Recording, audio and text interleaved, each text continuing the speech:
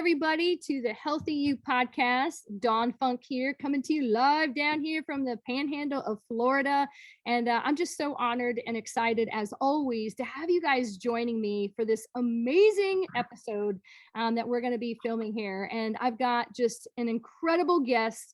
And I was telling him before we started that I'm super pumped because Dr. Michael Forman is the first official man that we have had on this podcast. And so I'm really pumped about that. But more importantly, I'm really fired up just about what he is doing and the value that he is adding to this world. And I recently read his book and got extra fired up. Actually, I've read it twice, just so you know, because there's so much wisdom and truth to it. So it truly is an honor to have him on here with us. And as always, I hope you guys have a journal, take some great notes. If you're driving, then that just means you need to listen to this twice. And when you get home, listen to it again and, extract some great information. But tonight, the title is The Root Cause Connection. And, I just want to take a quick second to read Dr. Forman's bio. And then I'm going to give him the opportunity just to connect with you guys and share a little bit about him as a person. And then we'll dive right into the heart of today's podcast episode. So Dr. Michael Forman, PhD, DAOM, which I actually looked that up, by the way, because I wasn't exactly sure what that was. But just a doctor. Oh gosh, and I didn't write it down. So Dr. Forman, why don't you jump in and let our viewers know what a DAOM is? The Doctor of Acupuncture and Oriental Medicine. There you go. Perfect. And I love acupuncture, so I think that's awesome. So he received his second doctorate degree from the Einstein Medical Institute for advanced graduate studies with a specialization in immunology. And there he was the recipient of 2 prestigious awards, the Albert Einstein Award for Advancement in Biomedical Sciences and the Hypocrites Award for Outstanding Research. Dr. Forman also received a doctorate degree from the Atlantic Institute of Oriental Medicine, where he graduated with the highest honors. And he has been involved in the healing arts for many, many years and has studied under outstanding and prestigious scientists and physicians in the course of his learning and development. He brings a very unique combination of high-level knowledge and competence combined with a caring touch that helps his patients achieve their full recovery potential. And he is the author of 2 books, as well as the medical director of one of the most successful practices in the field of functional and nutritional medicine in Florida. I love that we both live down here in Florida. And then the majority of his patients have been able to successfully reverse, and this is one of my favorite parts of your bio, the majority of your patients have been able to successfully reverse most aspects of their health conditions and reduce and or eliminate some or all of the medications that they have been taking. And guys, Dr. Forman and his wife, Angela, have 5 children and 11 grandchildren. So, you absolutely, I think our guests are in for a treat today. You're going to bring so much firepower to this. And so before we dive in, Dr. Forman, I would just love for you to just share just a little bit more about yourself, just, outside of the things maybe that I mentioned, just to kind of connect with our listeners today. Thank you. Thank you for having me. Well, it's been a long journey. It's been ups and downs and difficult, a lot of learning. I, like everybody who's listening to this, like yourself, have gone through a lot of different ups and downs in health. I've struggled a lot of times trying to figure out things that were going wrong, things that weren't working for me. And I had an unfortunate situation. I was married to a woman who died of cancer. This is in the late 90s. I did everything I could to try to help, to save, to research. And I was so blown away by the inadequacy of the understanding of so-called experts and just the system in general, and how little it had to offer, both in terms of etiology, which is where things come from, and the efficacy of treatments, And it just changed my entire relationship with health, healthcare, and all the things that I half-heartedly believed. I was very skeptical of it my whole life, but this really, really sent me over the top. And then shortly after that, I kind of went through a lot of emotional things. I was perhaps not eating and living the right way.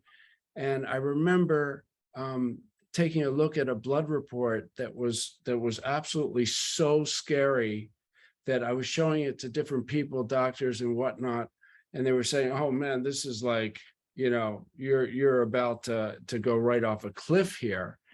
And I did a lot of soul searching. I did a lot more research. I did a lot of thinking. And remember, this is in the days before Google. This is not you go on Google and look something up. This is traveling to a medical library and going in and going through books that are half in Latin and trying to talk to other experts is a very, very difficult thing in that day. And it just kind of dawned on me that I was just totally out of sync with who I am, like as a physical person. And so I started working on reversing my whole problem by going back to very, very basic things. Obviously, exercise involved, but not the kind of exercise everybody was doing. I was looking more into like great historical things, like what were our ancestors doing? Like, what am I doing now that they weren't doing? And within a year, I was able to completely reverse this condition. I even blew my own self away. And obviously it took a little more than a year to really calm everything down, things like high blood pressure. But I was just an absolute mess. And I was able to kind of, really see what happens when you address the root cause of what's happening.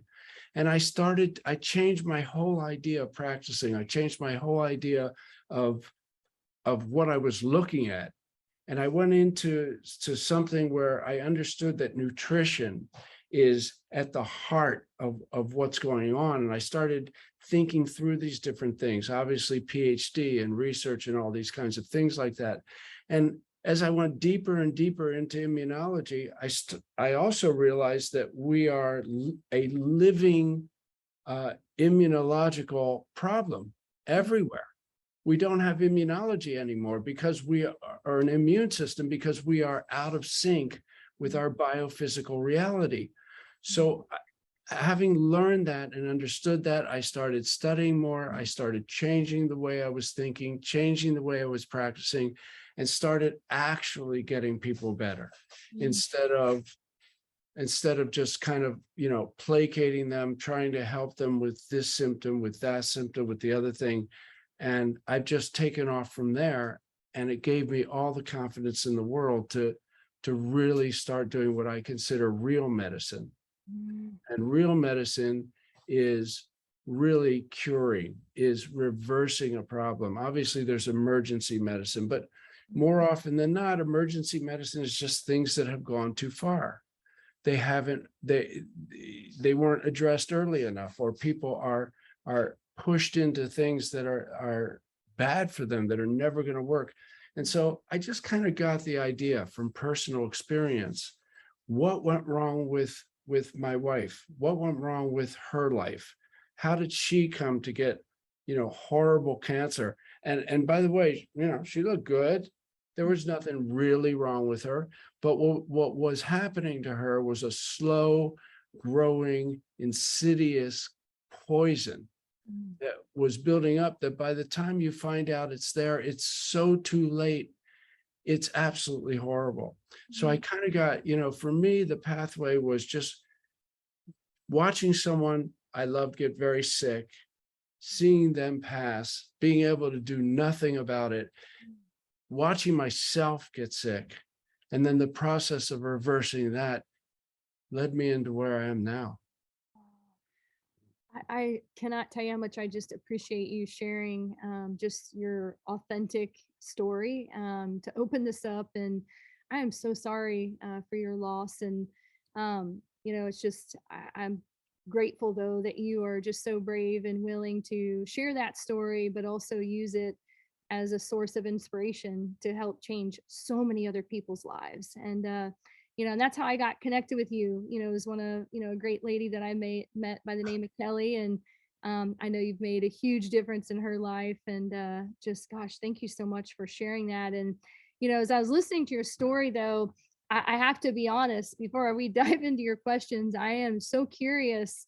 And that year that you talked about, that you were really sick yourself and you were searching for answers on, looking back into, things way from our past. I'm just curious, like, what were, some of the top things that you learned that really kind of helped you turn your health around in that year? Because you touched on exercise, that, that maybe today the ways that we exercise are not really what we should be doing. So I'm just curious, what were some of those things that you did to really help with that? The main thing was real food. Mm. I made a commitment to eat only real food, and food that wasn't packaged, wasn't processed, wasn't loaded with artificial sugars and other kinds of chemicals. I started exercising in a way that was more weight bearing and less just about cardio and aerobics and this idea. I talked to a lot of experts. I eliminated all kinds of toxins out of my local environment. I cleaned up the water. I started living a healthier life. I got more related to my circadian cycle, which I was quite educated about, but still wasn't living it. And just changed the whole relationship with the environment and so forth. And triglycerides, they change, they come down. Cholesterol levels get normalized, although it's not really normal in what they have in the blood test today.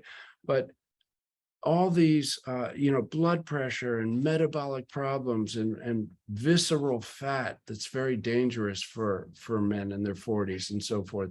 All these things just start to reverse when you actually start to put gasoline in the gas tank, because the gas tank is designed to take gasoline, not water, not corn oil, not other things like that. And we've come into this thing of being so modernity, to the point where we've literally ignored the impossibility that we've been able to adapt in a few thousand years to something that took 1,000,000 years to do. Right. Yeah, that's so true. Gosh, well, thank you again for just sharing that. I know that wasn't one of our questions, but I was like, oh, I really wanted to just hear your perspective on that. So I think that's a great segue into just, what is your opinion about the state of medicine today? And just would love for you to reflect on that. Well, I'm of the opinion that the state of medicine today is very narrow and was built on emergency medicine. I think in the 1920s, actually, there was many different kinds of medicine. There was homeopathic medicine, there were natural medicines. People understood the value of food. So many more people lived on farms. So many more people grew their own food and things like that. And there was a lot of pressure early on to move into a chemical kind of allopathic type of medicine where they were using more severe types of substances to suppress symptoms. Homeopathy was pushed out of hospitals. Herbology was pushed out of hospitals.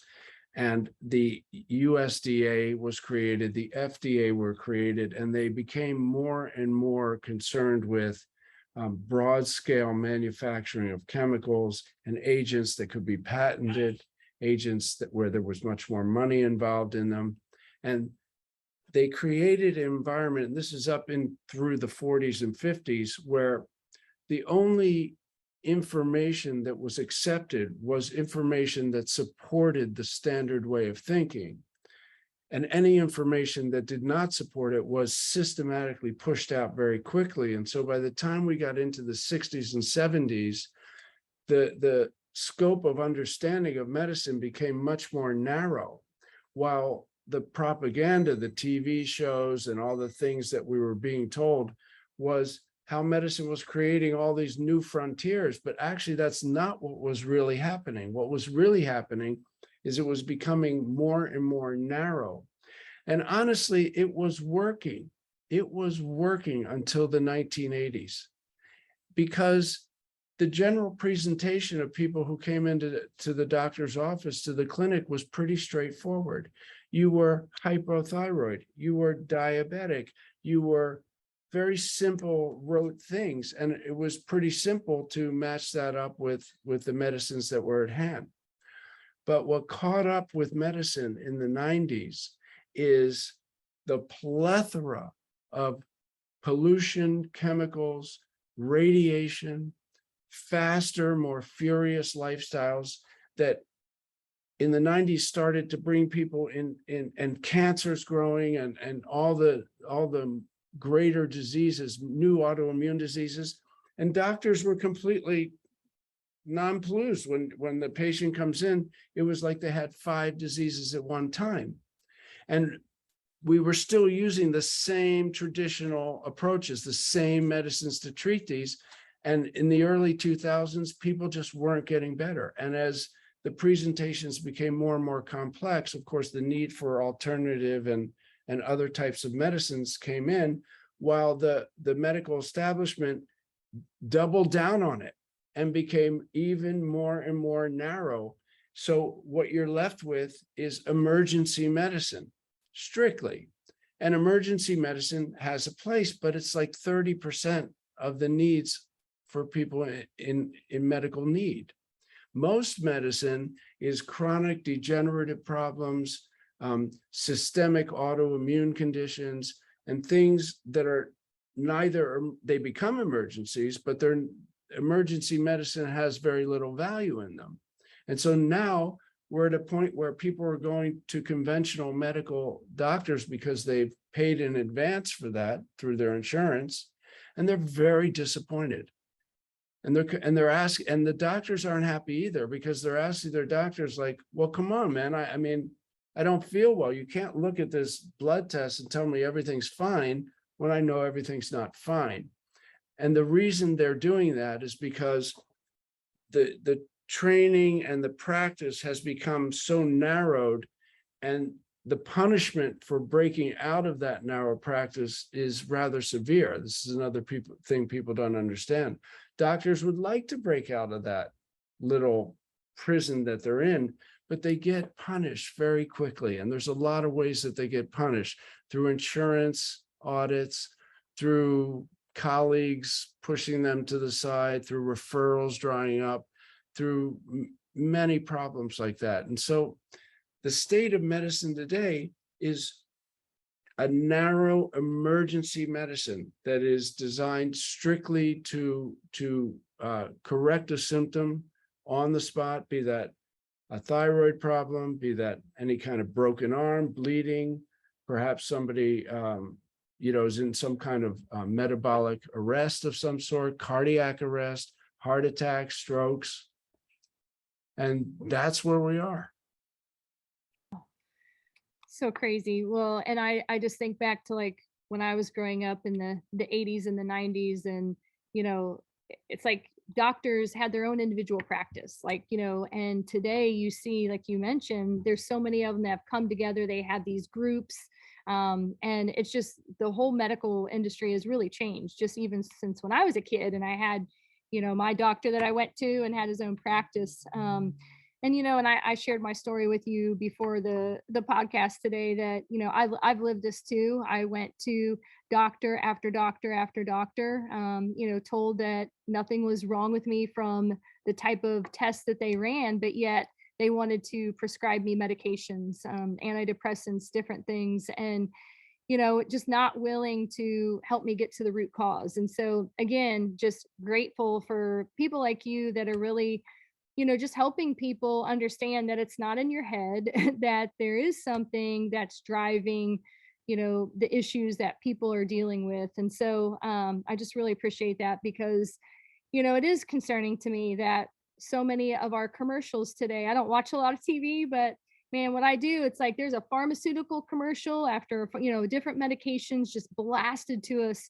Um, just really kind of normalizing just being on all these medications, and making that something that's just everyone is on that, and I've lived that even with my own children, where they've asked before to be on a certain medication because their friends are for focus or different things like that. And it's just really normalized now. And that's really concerning to me as a parent, because we know that a lot of these medications, while some are necessary and powerful, some can have harmful side effects and cause other health issues. So again, I Well, just, in actuality, they do yeah, cause side effects. right. Yeah, Every chemical agent that you take in your body forces your body to do something that requires your body to actually balance it in another area.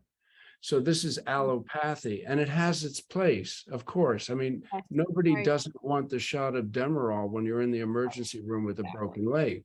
Right. On the other hand, Demerol is not going to get to the problem of why your digestion is not working, Yeah. of why you're not going to the bathroom, why you're not sleeping, why you're getting sick all the time with sore throats, why you have various swelling and aches and pains and headaches, and why your thyroid isn't working properly, or why you're gaining weight out of nowhere, even though you're not necessarily eating any differently, Yeah. and all the real issues that are bothering people every day. And allopathy cannot address this. I was actually horrified when I was in medical school to see that all the suggested remedies stopped at drugs and surgery. Mm. There was never any connection between various metabolic problems or various immunological problems with what we're doing. Yeah. And I look at the various studies, and everything is about studies. But if people understood how studies are designed, they wouldn't even trust the word studies, Yeah. because the variables are so tremendous in these studies. For example, you look at the cholesterol, what I call ruse, really, which is this whole idea that cholesterol is causing heart attacks and strokes. Nothing could be further from the truth. Mm. And it's all based on something called the Framingham study, which is the largest study to date at that time. This is 1986. It was completed 79 to 86. They looked at 17,500 patients in Framingham, Massachusetts, and they followed their cholesterol levels and the ensuing heart attacks, strokes, and cardiovascular events. And from that, they narrowly, and I mean very narrowly, massaged this data to draw the conclusion that cholesterol is causing heart attacks and strokes. Now, number one, they looked at very few variables. For example, what do they eat? What do they do? How do they live? Who do they live with? What environment do they live in? What's beneath their ground? What kind of radiation's around the house? None of these things were really looked at in any detail. And number two, the year before they came out with Crestor and Lipitor, which was the point of the Framingham study to verify that to the FDA, the acceptable cholesterol range on a blood report was 330. Mm. The minute they came out with Crestor and Lipitor, they lowered that range to 250. Mm. Now it's down to 200. Wow. And people are taking these chemical agents that are actually very toxic for the liver. They cause all kinds of problems with the body aches. And it's all because of this approach to medicine that's rooted in emergency medicine and is now, being applied to somehow maintain people through time. Mm. This is just a very, very bad way to do it. And doctors are handcuffed to this way of doing things. They're not even allowed to think critically. Otherwise, they get very, very quickly punished by the system. Oh, which is just crazy. And again, so many people need to hear this message today, because again, that's what we're talking about, just taking ownership of your health. And I know you've done tons of research and tons of legwork, and so again, just bringing these truths to the light is just, I'm so grateful for it. So just kind of moving on, and I know you've kind of already touched on this, but we're now in this era, and it seems like cancer cases are on the rise. I mean, I tell this to my husband all the time. I'm like, every time I feel like I'm driving around town, there's another cancer center going up or another hospital going up. I mean, they're going up faster than fast food restaurants, although those are going up a lot too. But it's just crazy to me, even at my daughter's campus at Ohio State, so many of the buildings, are cancer patient buildings, and they're just adding more and more parts to the hospital. And it's just, again, it's just crazy to me, the influx of these Yeah, facilities. it absolutely is. And by the way, not that I'm in any way, shape, or form against cancer Right, treatment. right, I'm all for it, right, because now that we have the problem, certainly people have to have access to something that can do. right. But the Yes. question is why are so many people getting cancer? When I was growing up, being much older than you, but growing up in the 60s, if somebody had cancer, it was on the 6 o'clock news. Right, right. I mean, that's how rare cancer was in the various communities where I grew up in, where you grew up in, and so forth like that.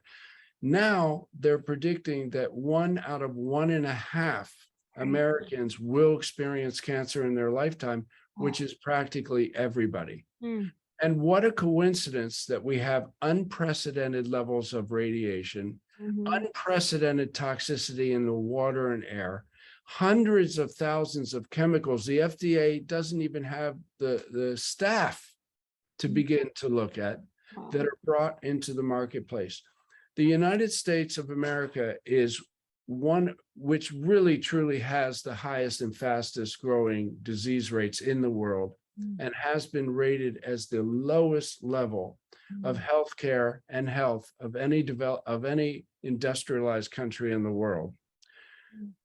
It has an incredible amount of radiation, an incredible amount of toxicity. We have a law on the books, the Industrial Proliferation Act of 1974, that permits companies and organizations to bring any particular substance into our market, be that in a toy, be that in a cleaning agent, be that in any application.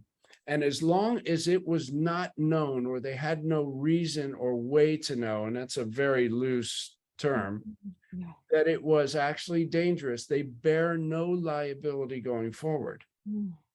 No other country in the world permits such a thing. And that's one of the reasons that we are constantly seeing things that have to be pulled off the market. And honestly, for you and the listeners, the FDA does not have enough employees to look after these things. It's not even in their charter to really look after these things. And now that they have been somewhat hijacked by pharmaceutical interests, they absolutely don't look at these things. Yeah. Well, and that's again why I think your book is so important, because we have to take ownership of our health, and we have to start doing some of the work to really understand how we can reduce and minimize all of these toxins and all the exposure of things that you're talking about. And, I know just even for me, I mean, years ago, I would just haphazardly go to Yankee Candle and buy a million candles because they smelled good and the fragrance was strong. And, and even just doing some research on that over the last couple of years, just the dangers of all of these scented perfumes and different things like that can disrupt our hormones, I believe, and cause absolutely. Yeah. And people really have to understand there is no well-meaning oversight being given to the things you bathe in, to the things you breathe. And there are things in that are actually okay, or not, maybe not sanctioned, but are certainly not prohibited in our environment, that when you look into them, they are so extremely toxic that a child would be able to understand what the danger is of these things.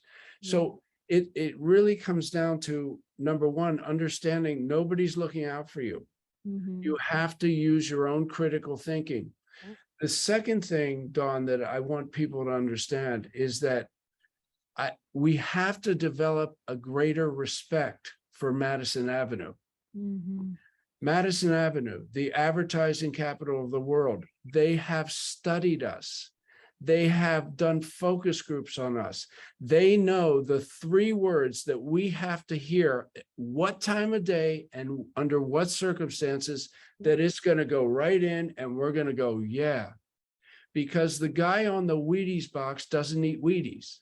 Yep. The Marlboro man, that strapping, brawny, good-looking, happy guy on the horse smoking a Marlboro, died of lung cancer. So we wake up. Cancer Centers of America, as you pointed out, they're rolling out like 20 major $500 million cancer centers in 20 of the biggest populated cities in the world. Why? Because there's so much cancer. Yeah. Yeah. When I was in medical school first time, there were maybe 18, 20 autoimmune diseases, things that we kind of know about, things like myasthenia gravis, maybe multiple sclerosis, just major autoimmune, Hashimoto's thyroiditis, Graves' disease, these things.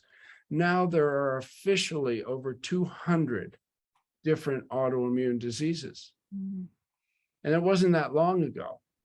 We certainly knew how to identify and quantify a disease if it was presenting, but they just didn't exist. Yeah.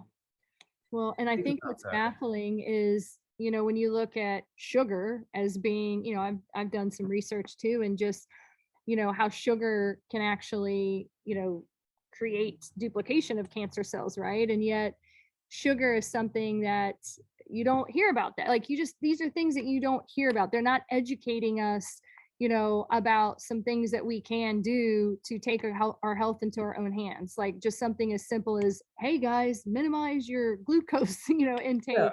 You just got to think about it.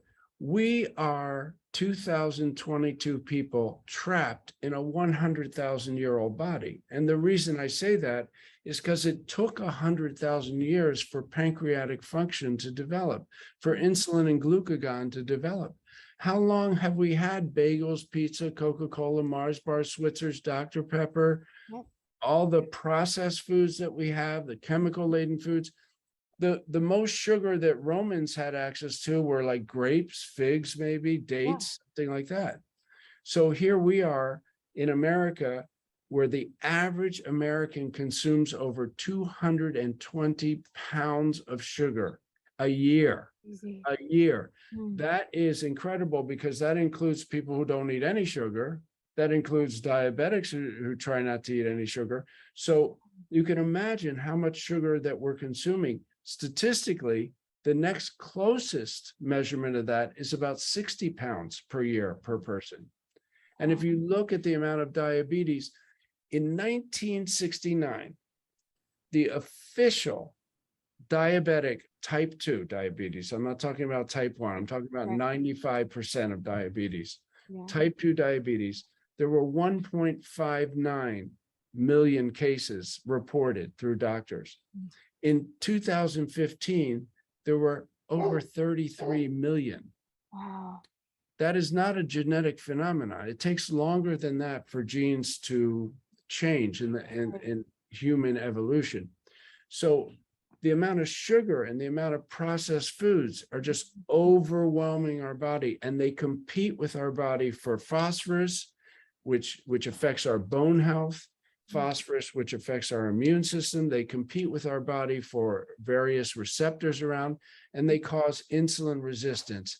And what happens with insulin resistance?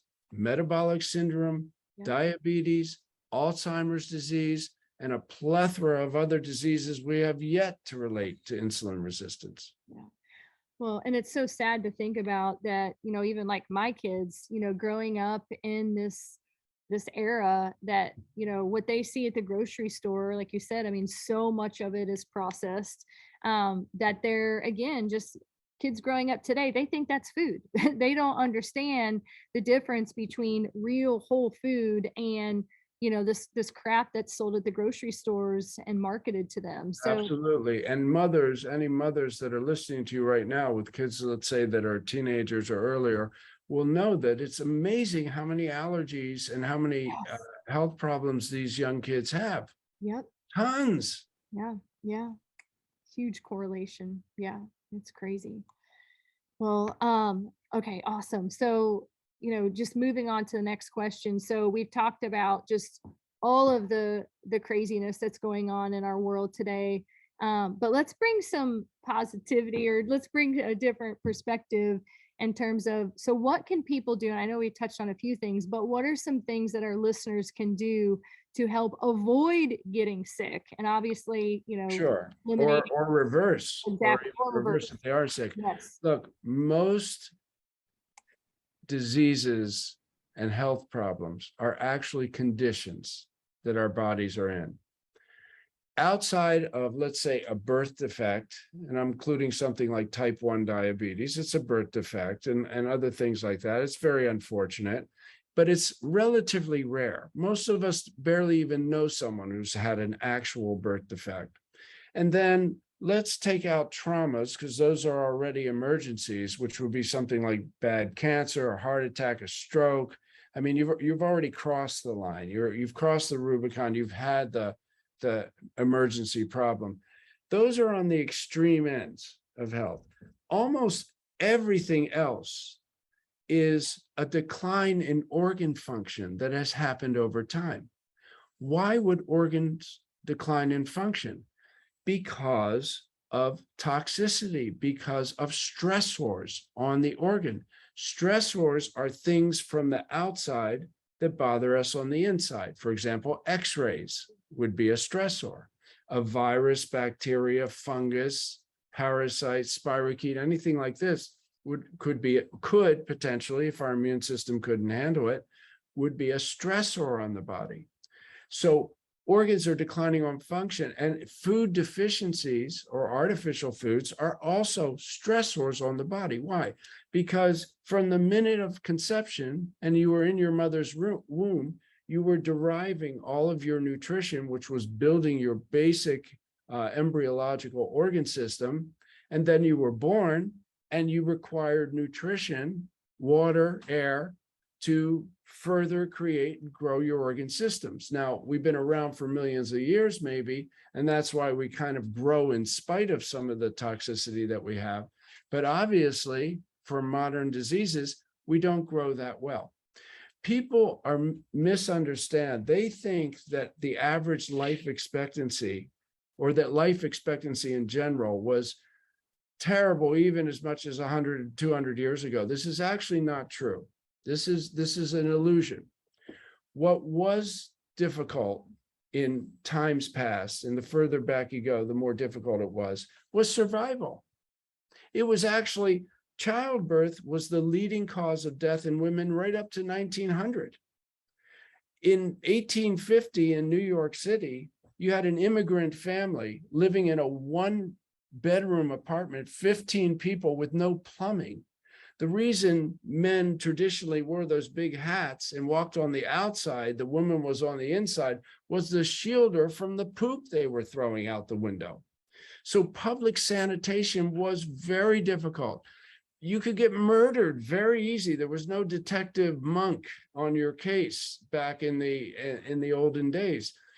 Anyone who was out of sync, and if we even go further back to, let's say, hunters and gatherers, they would kill a child that wasn't absolutely thriving. They would leave someone behind, an older person. There was no survival of the unfittest. So the biggest cause of death was things like public sanitation, things like childbirth, war, famine, things that we don't actually have right now. In 1750, if you were to see an 80-year-old man, it wouldn't be shocking at all. There were 80-year-old men around. The problem was making it past 20. That was hard in 1750 because there were just too many things that could go wrong that just can't logistically go wrong today. So we have to understand that The fact that people can, more people are perhaps living to 70 or 78, the actual life expectancy or the amount of time people live is more or less the same. And I listed in my book maybe like 40 or 50 people, famous people for the last 1,000, and you list their ages, and it's more or less the same average age because they made it past 20. So we shouldn't be thinking that somehow modern medicine has saved humanity from extinction. This is not true, because if we needed modern medicine to not be extinct, we would be extinct now, because it hasn't been around that long. It's only been around for maybe, let's call it 500 years, something like that, at least in the way we think of it and so forth like that. So we have to take a look at what's the difference now in our environment and what we're doing with our historical selves. What were people doing over 100,000 years? What's the consistent things that they were doing? They were drinking clean water. They were breathing cleaner air. They were not exposed to chicken and meat that was filled with hormones and antibiotics and other kinds of enhancers that make them more attractive. There wasn't artificial coloring in things. There wasn't canned things. There weren't packaged things. None of these things existed. So this is the actual difference between now and many, many years ago. And I would maintain to anybody listening to this, the closer you can come to your evolutionary reality, your biophysical reality, which is 100,000 years old, nothing we can do about it, it just is, the closer you're going to bring yourself back to health, the closer you're going to bring yourself back to normal thinking, normal feeling. What are those things? Okay, well, air is very important. And I would maintain that oxygen is the most important nutrient because it's the one you can live the least amount of time without. No oxygen, 5 minutes, we're gone. The second most important nutrient for us is water. We're 70% water. We have to have clean water. And when we drink water, it doesn't just go through us. It gets absorbed and the elements in it gets absorbed. There are microbes in water that we can no longer tolerate. There's incredible amount of toxicity. If you look at municipal water systems, they're not only using chlorine, which is a deadly chemical, which is why it kills the bacteria in the water, but they're using ammonium now, which is creating something called chloramines, which it's virtually impossible to filter out of water. It's highly carcinogenic. And there are other, I think we've all seen Erin Brockovich and these kinds of things. There are other very odd chemicals that seep into the water system that are not eradicated by either boiling or chlorine. So clean water is critical to our health. And then look around the house. What are you cleaning with? What are you bathing with? What are you cooking with? There are very neurotoxic and dangerous chemicals that exist in pots and pans that are really not sealed properly, that can actually leak into the foods. And now look at the proliferation of Parkinson's disease and other neurotoxic diseases. This is such a problem. So we've got to look around the house. We've got to look at, all the problems with the pesticides that we're using, the things that are in the grass, the things that the companies that are coming there are spraying, keeping the bugs out with different things like that. These are historically non-existent chemicals, and therefore our 100,000-year-old body, which took 100,000 years to develop, has not had enough time to adapt to. So how do we adapt to it? Parkinson's disease. How do we adapt to it? Cancer. How do we adapt to it? Autoimmune conditions. This is our body's reaction to this, and it's a way of adaptation. It's just very negative for us, which brings us to the last thing, or one of the last things, which is food. Is the food we're eating compatible with our biophysical reality? And I would maintain If it hasn't been around for at least 10,000 years, it's not. Maybe there's partial adaptation to lentils. Maybe there's partial adaptation to various grains and so forth, but look how they've been bastardized through the production process. The bread we're eating today is not the daily bread they ate in the Bible. That was a completely different species and was maybe even possibly not wheat. We're eating corn that has been so modified. And for any of you that don't understand what, I mean, you've heard of GMO, but for those of you who don't understand what happens with GMO, is one of the things, let's take corn, because it's one of the most prolific things in the food supply.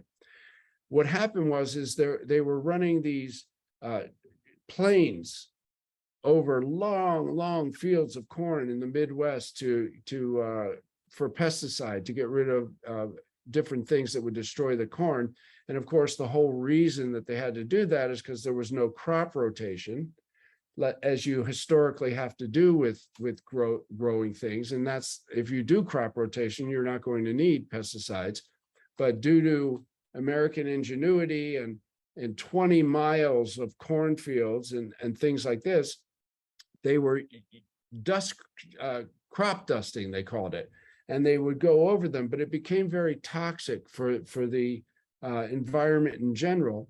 So Monsanto goes to work splicing, dicing, growing together, and they created a corn where the bug lands on the corn and the bug dies. So the corn is the pesticide. Now, I don't know that that's bad for you, but no one knows that it's good for you. Yet the authorities have repeatedly come out and said GMO is safe. They don't know it's safe. Just like I don't know that it's not safe, but my general knowledge and intuition tells me that if I'm going to eat something where a bug lands on it and dies because they took a bite of it, probably isn't safe. So we got to take a look. Madison Avenue, once again, they're very clever. They know how to package things. They know how to put the FDA label on just so the main information will hit you.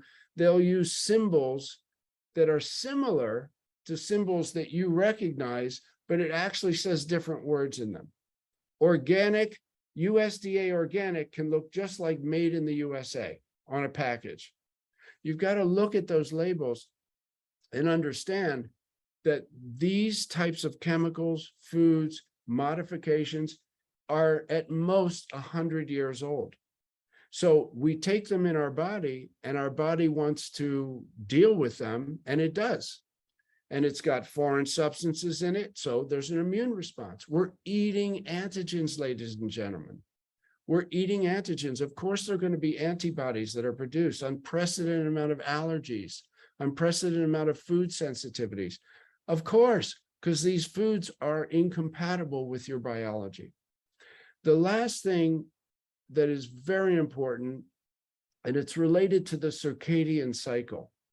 For 1 million years, monkeys may be into men, whatever we have become. We had nothing to do at night other than to sit around at a fireplace, tell some stories, go to sleep, and when the light came up, we were up. Now we're doing our work till 2, 3 o'clock in the morning. We're looking at almost an imitation daylight, which is like blue light. We call it blue light. It's keeping us up at night. We're sleeping till 7, 8, 9 o'clock in the morning, and our bodies are out of sync with the traditional circadian cycle. And this is causing an immune deficiency in us. We are not in the sun, so we have very low vitamin D levels. Our ancestors were in the sun 8 hours a day. If we didn't have sun, we wouldn't be vertebrates.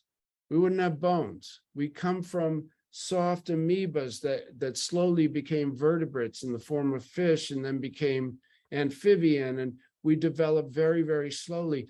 But we've been talked out of respecting where we come from. So look at radiation. Microwaves are the basics of cell phone technology. We traditionally in the globe did not have microwaves on Earth.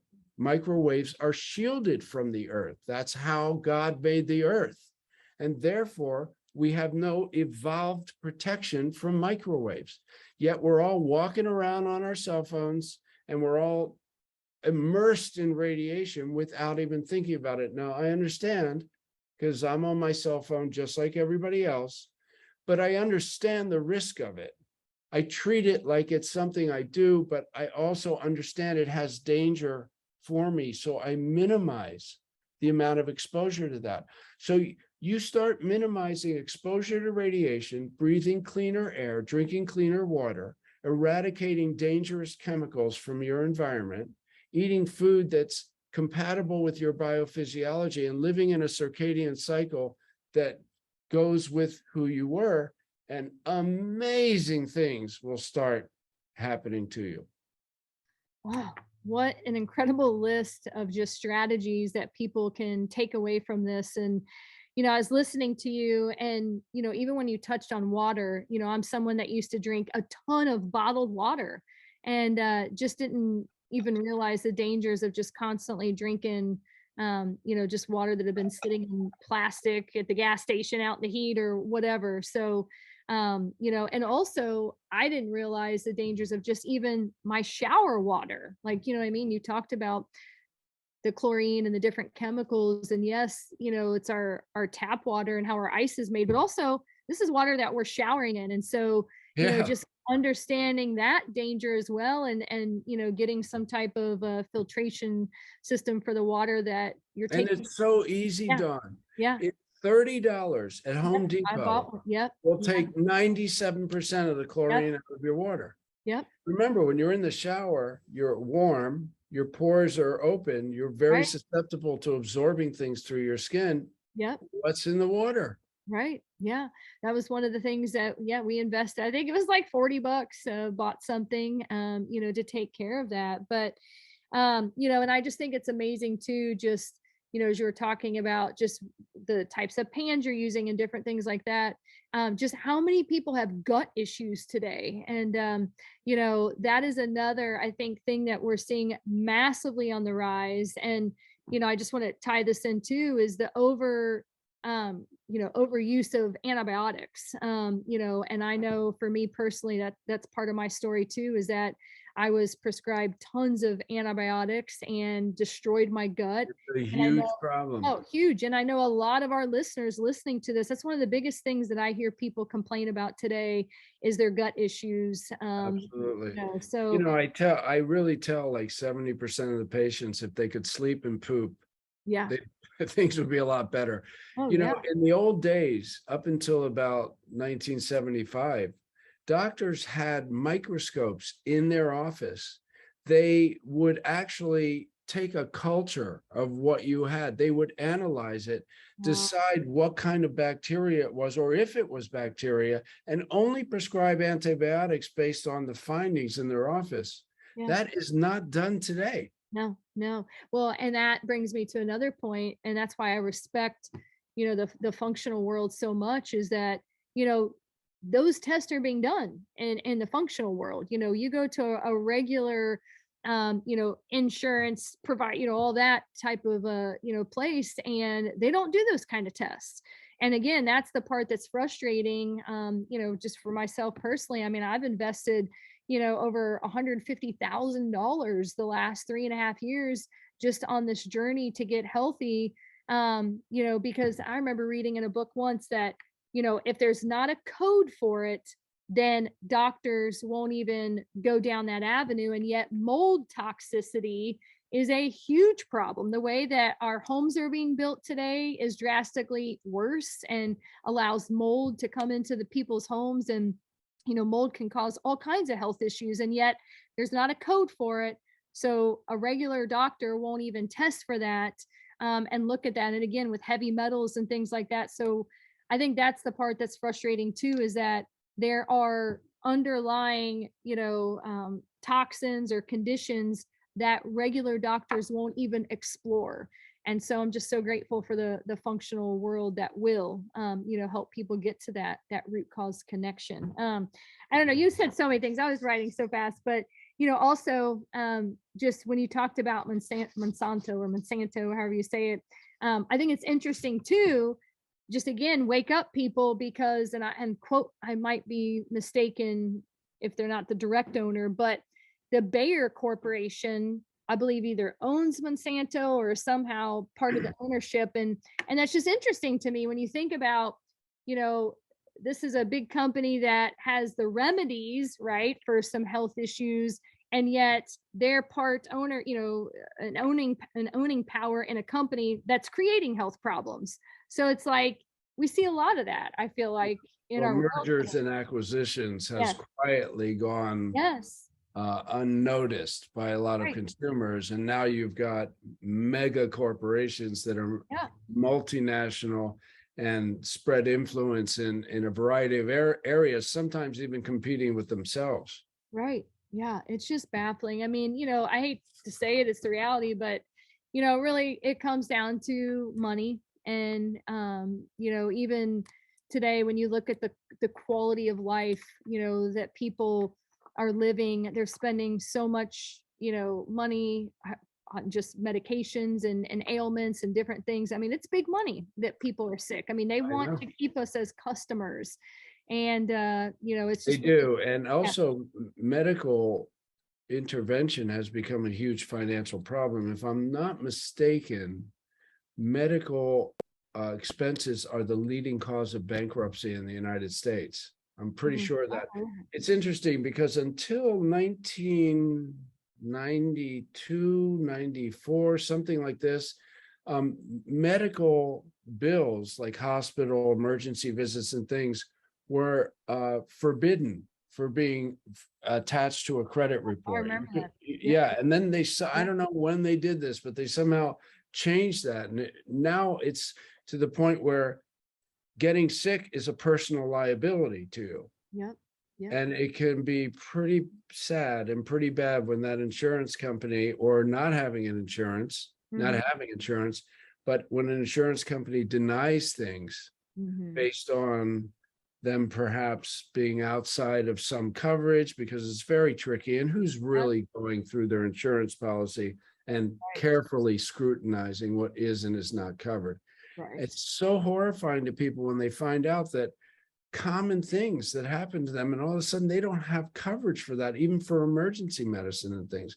It's absolutely onus on us to watch out for ourselves and our family, and to think critically about things that we are being told.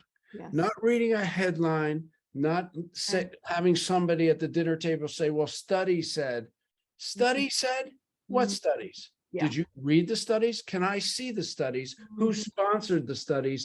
And what methodology was used in the studies to arrive at that conclusion? You do that, and 80% of what you hear is complete nonsense. And I love that. And I want to give a plug for your book, because I love how you address so many of these myths in your book. And again, just empowering people, with the truth. And so guys, I can't stress enough just the importance of getting his book. And the cool thing is, I didn't even know this. I actually won a copy of your book from Kelly, but I love that, when you go to your website, I know you'll touch on this in a second, but you're literally giving away your book. I mean, you're only charging for the shipping and handling. And so again, just shows your heart to really help people and to get this knowledge out there. So I appreciate just your generosity with that. But let's just, we got one more question before I kind of just give you the final word here today. But, and I know I've heard this just even, from people in my space, is that, oh, that's, genetic, there's genetics play such a big role in why people get sick or get diseases. But, are all these people today, are they getting sick because of genetics? What's your thought behind that when you hear people, reference to that? Well, look, genetics are very poorly understood, even by a lot of doctors. The medical school curriculum, it is teaching more and more genetics, but it's still a very tiny part of medical understanding unless you specialize in it. So there's a very big difference between something that's genetic and something that's inherited. So these two things are very confused together.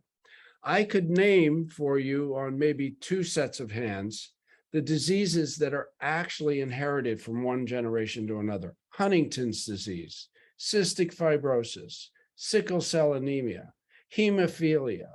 These diseases are actually the old Mendelian, like dominant recessive gene. And if one of the parents has the dominant and one has a recessive, 50% of the children will acquire the disease, these kinds of things. These are only a few types of conditions like this.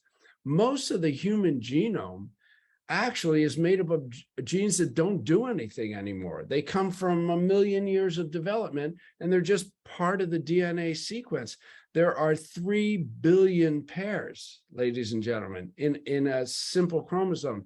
So we have to understand that in order for genes to express, they need a variety of factors in order to do that, and including stressors.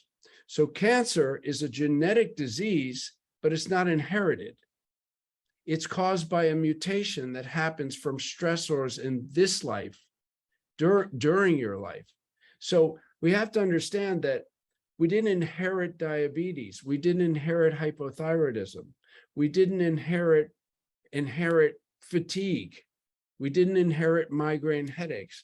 The reason that diseases tend to run in families has much more to do with sharing the same psychology, the same environment, the same toxins, the same locale, and the same traditions. Of course, look at people who have a lot of diabetes in their family. We used to make, it's preposterous to think that you can go from 1.6 million cases like 50, 60 years ago to 50 million cases now, let's say, to the point where the NIH, the National Institute of Health, is saying that 50% of Americans are either diabetic or pre-diabetic now. That means you go in and you see a parent, two parents and two children, one of the children's a diabetic or pre-diabetic. This is an absolute anomaly in terms of any kind of inheritance or genetic development and so forth.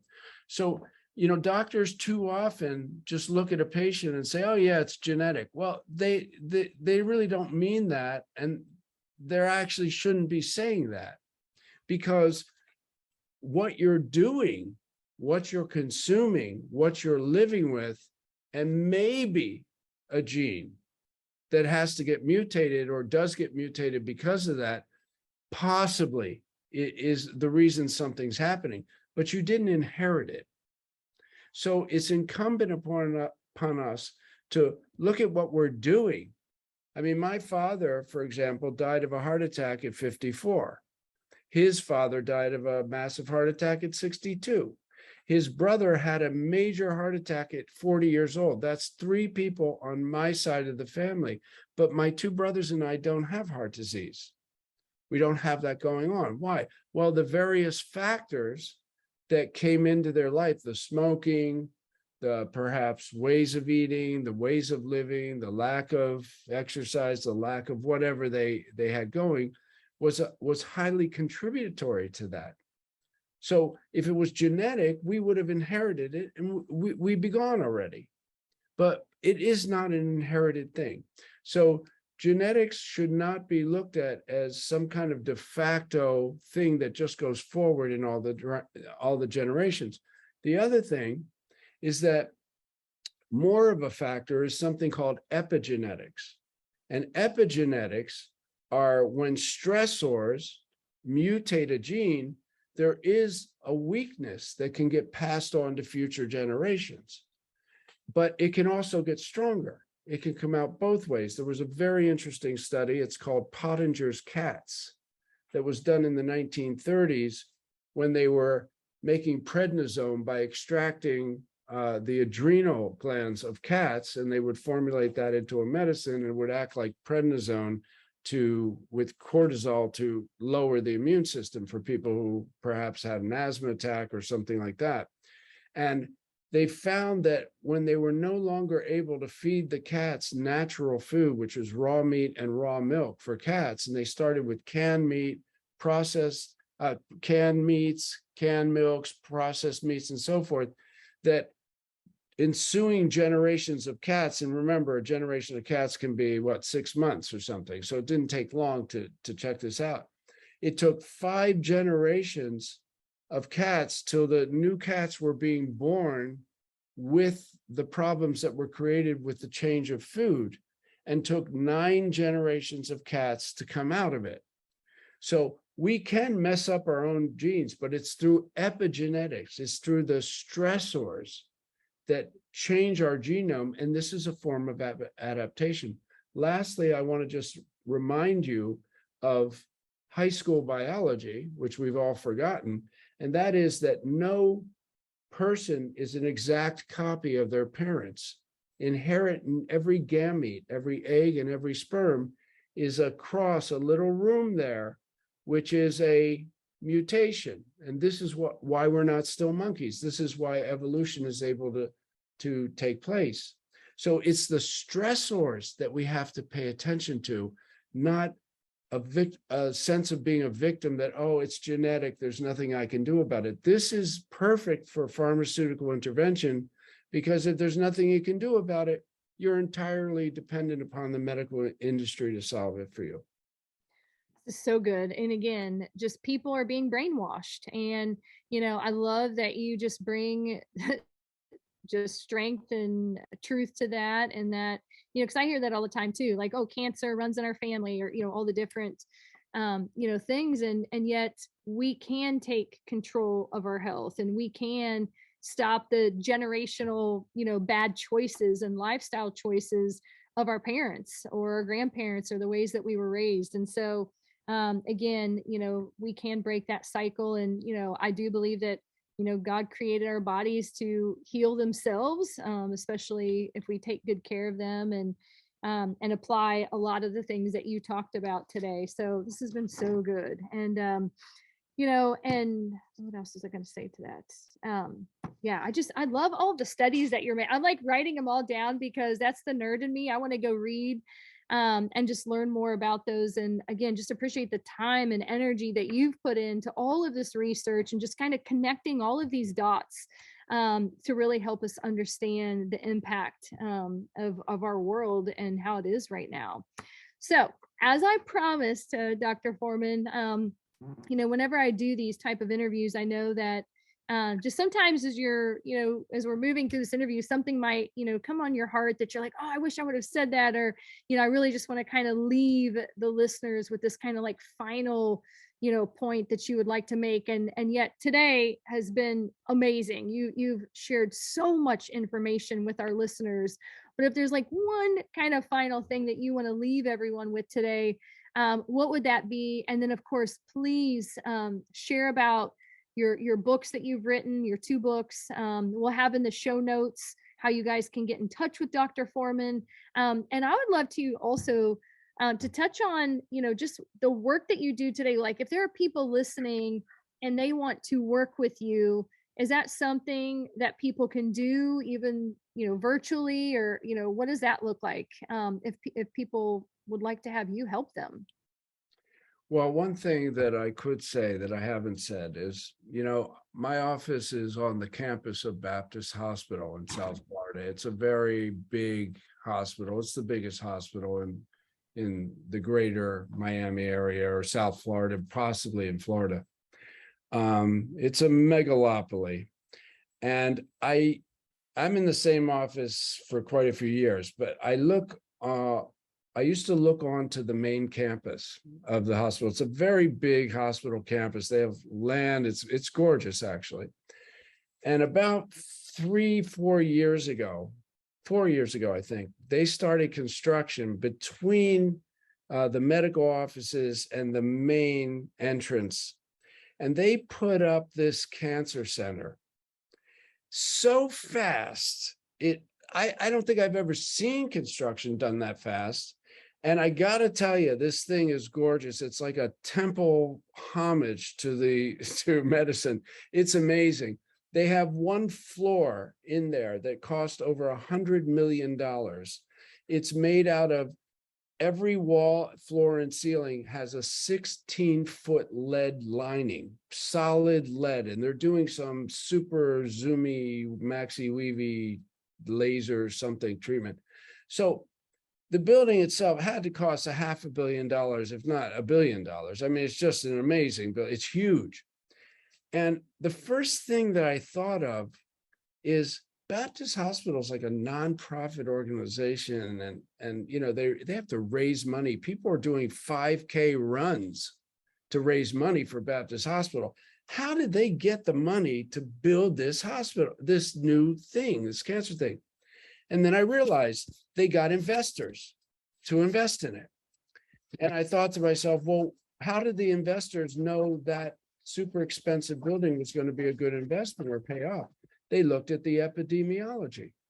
What did the epidemiology? Epidemiology is the study of human diseases and trends and things. What did the epidemiology show them? It showed them that cancer is going like that. They didn't invest in that. It's going like that. And therefore, cancer treatments are. So it left only one question. Who did they study? Now, in statistics, we have a statistical model that shows a bell curve. Some people may have heard of this in high school or college. And then it goes out, and we call those things that go out deviations. And there are standard deviations. The last one is 95%, and then you've got the ultimate deviation. The middle, the curve, is 68%. So they base the epidemiology on the bell curve. So finally, I had to say, well, who's in the bell curve? And I realized the people in the bell curve are the people who are buying into what we're being told, that medicine is comprehensive, that it's well-meaning, that you don't have to worry about the food you eat, that it's been vetted by the USDA and the FDA, that drugs are a proper solution and that they're safe, that doctors know what they're doing.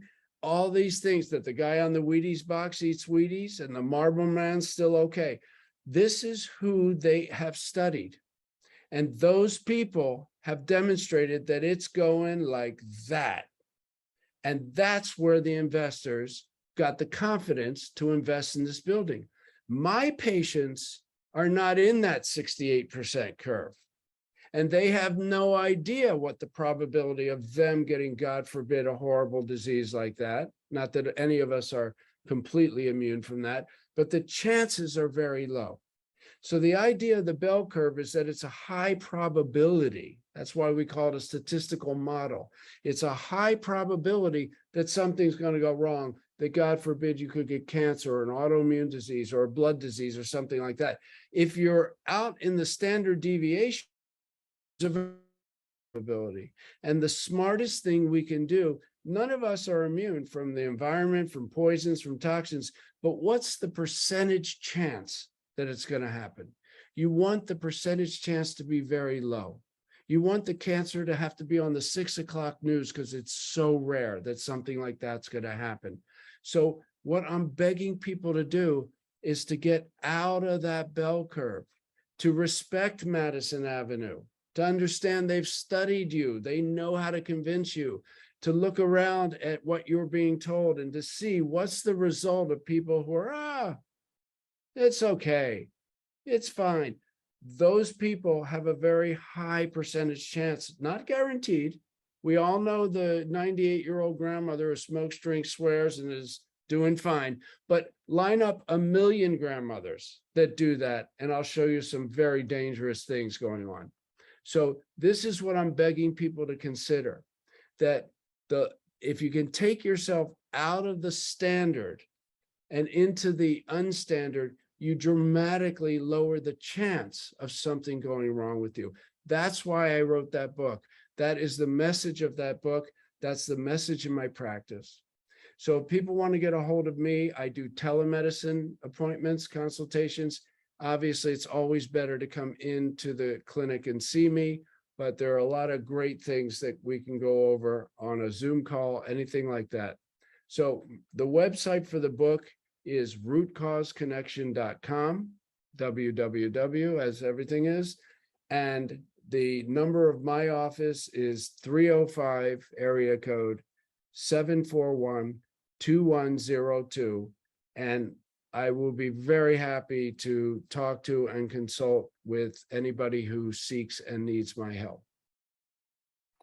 Well, and just the amount of time that you've spent with our listeners today, I just can't even imagine just what a blessing you are as a doctor. And again, just thank you so, so much. And, you just raised such a great point that, we need to slow down and, really take ownership. And, I think our society is just really preying on our busyness and the fact that we are just running ourselves ragged. And slow down, you guys. Read his book. I mean, I read your book the first time in less than 2 hours and learned so much applicable strategies and tips just to help me live a healthier life. And so I just really, really appreciate just your help tonight. I know that this podcast is going to change people's lives. And, again, just the power, of knowledge and just, really equipping yourselves with the truth. And that's something that I am very passionate about, is just, really seeking the truth. And, unfortunately, we are being preyed upon. So thank you so much, Dr. Forman. And again, just really appreciate your time tonight. I know you have to be an extremely busy man. And again, to have you just pour so much into everyone this evening, and just to really, challenge our thinking, and again, getting us to put on those critical thinking hats, and really just having a different perspective about things, I think is so important, and it could be life-changing for you. So just thank you again. So guys, as always, we put our guests, Dr. Forman's information will be in the show notes. And as I always remind you, as you were listening to this today, I guarantee that you guys are going to have tons of people in your life that were put on your heart. And I just really, really encourage you to share this episode with them. Not only are we on YouTube, so you can actually see Dr. Forman and see the conversation, which I always think is better.